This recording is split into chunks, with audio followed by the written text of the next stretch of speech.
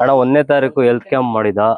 ನಮ್ಮ ಫಸ್ಟ್ ಹೋಗಿ ಕೇಶವರಾಜಣ್ಣ ಅವ್ರು ಕೇಳ್ದೆ. ನಾನು ಮೊದಲು ಕೇಳಿದಾಗ ಏನ್ ಬೇಕಾದ್ರೂ ಮಾಡಪ್ಪ, ನಾನು ನಿನ್ ಬೆನ್ನೆಲುಬಾಗಿ ಇದ್ದೇ ಇರ್ತೀನಿ, ನಾನು ನಿನ್ ಹಿಂದೆ ಇದ್ದೇ ಇರ್ತೀನಿ, ನೀನ್ ಏನ್ ಬೇಕಾದ್ರೂ ಮಾಡು, ಯಾವ್ದಕ್ಕೆ ಏನು ಯಾರು ಏನ್ ತಲೆ ಕೆಡ್ಸ್ಕೊಂಬೇಡ, ನಾನು ಇರ್ತೀನಿ ಅಂತ ಹೇಳಿದ್ರು.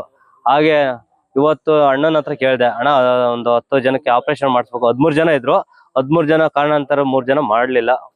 ಅದಕ್ಕೆ ಆಪರೇಷನ್ಗೆ ಕೇಳ್ದೆ, ಬಾ ಮಾಡ್ಸಪ್ಪ, ನಾನು ಇದ್ದೀನಿ ಅಂತ ಹೇಳ್ಬಿಟ್ಟು ನಮ್ಮ ಮಂಜಣ್ಣರು ಮತ್ತೆ ಕೇಶವರಾಜಣ್ಣವ್ರು ಇಬ್ರು ಕೂಡ ನಂಗೆ ಸಹಕಾರ ಕೊಟ್ರು.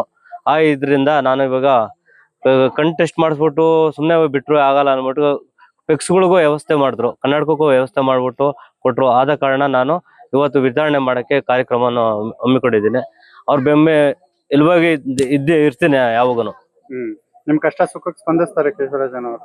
100ಕ್ಕೆ 200% ಸ್ಪಂದಿಸಿದ್ದಾರೆ. ಯಾಕೆಂದ್ರೆ ಹಿಂದೆ ನೀವು ಇದ್ರ ನಕಾಸಿ ದಾರಿ ಏನು ವಿಚಾರಣೆವಾಗಿ ಏನಾಗಿತ್ತು ಎತ್ತಾಗಿತ್ತು ಅಂತ ನಿಮ್ಗೂ ಗೊತ್ತು. ಈಗ ದಾರಿಯಾಗಿದೆ. ಅವ್ರಿಗೆ ಊರಿನ ಪರವಾಗಿ ನಾನು ಧನ್ಯವಾದ ಹೇಳ್ತೀನಿ. ಅಣ್ಣ 1ನೇ ತಾರೀಕು ಹೆಲ್ತ್ ಕ್ಯಾಂಪ್ ಮಾಡಿದ. ನಮ್ಮ ಫಸ್ಟ್ ಹೋಗಿ ಕೇಶವರಾಜಣ್ಣ ಅವ್ರು ಕೇಳ್ದೆ. ನಾನು ಮೊದಲು ಕೇಳಿದಾಗ ಏನ್ ಬೇಕಾದ್ರೂ ಮಾಡಪ್ಪ, ನಾನು ನಿನ್ ಬೆನ್ನೆಲುಬಾಗಿ ಇದ್ದೇ ಇರ್ತೀನಿ, ನಾನು ನಿನ್ ಹಿಂದೆ ಇದ್ದೇ ಇರ್ತೀನಿ, ನೀನ್ ಏನ್ ಬೇಕಾದ್ರೂ ಮಾಡು, ಯಾವ್ದಕ್ಕೆ ಏನು ಯಾರು ಏನ್ ತಲೆ ಕೆಡ್ಸ್ಕೊಂಬೇಡ, ನಾನು ಇರ್ತೀನಿ ಅಂತ ಹೇಳಿದ್ರು. ಹಾಗೆ ಇವತ್ತು ಅಣ್ಣನ ಹತ್ರ ಕೇಳ್ದೆ, ಅಣ್ಣ ಒಂದು 10 ಜನಕ್ಕೆ ಆಪರೇಷನ್ ಮಾಡಿಸ್ಬೇಕು. 13 ಜನ ಇದ್ರು, 13 ಜನ ಕಾರಣಾಂತರ 3 ಜನ ಮಾಡ್ಲಿಲ್ಲ. ಅದಕ್ಕೆ ಆಪರೇಷನ್ಗೆ ಕೇಳ್ದೆ, ಬಾ ಮಾಡ್ಸಪ್ಪ, ನಾನು ಇದ್ದೀನಿ ಅಂತ ಹೇಳ್ಬಿಟ್ಟು ನಮ್ಮ ಮಂಜಣ್ಣರು ಮತ್ತೆ ಕೇಶವರಾಜಣ್ಣವ್ರು ಇಬ್ರು ಕೂಡ ನಂಗೆ ಸಹಕಾರ ಕೊಟ್ರು. ಇದ್ರಿಂದ ನಾನು ಇವಾಗ ಕಣ್ ಟೆಸ್ಟ್ ಮಾಡಿಸ್ಬಿಟ್ಟು ಸುಮ್ಮನೆ ಬಿಟ್ರು ಆಗಲ್ಲ ಅಂದ್ಬಿಟ್ಟು ಫಿಕ್ಸ್ಗಳಿಗೂ ವ್ಯವಸ್ಥೆ ಮಾಡಿದ್ರು, ಕನ್ನಡಕಕ್ಕೂ ವ್ಯವಸ್ಥೆ ಮಾಡ್ಬಿಟ್ಟು ಕೊಟ್ರು. ಆದ ಕಾರಣ ನಾನು ಇವತ್ತು ವಿತರಣೆ ಮಾಡಕ್ಕೆ ಕಾರ್ಯಕ್ರಮವನ್ನು ಹಮ್ಮಿಕೊಂಡಿದ್ದೀನಿ.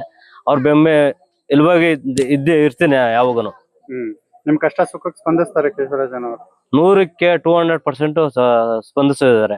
ಯಾಕೆಂದ್ರೆ ಹಿಂದೆ ನೀವು ಇದ್ರ ನಕಾಸಿ ದಾರಿ ಏನು ವಿಚಾರಣೆವಾಗಿ ಏನಾಗಿತ್ತು ಎತ್ತಾಗಿತ್ತು ಅಂತ ನಿಮ್ಗೂ ಗೊತ್ತು. ಈಗ ದಾರಿಯಾಗಿದೆ. ಅವ್ರಿಗೆ ಊರಿನ ಪರವಾಗಿ ನಾನು ಧನ್ಯವಾದ ಹೇಳ್ತೀನಿ.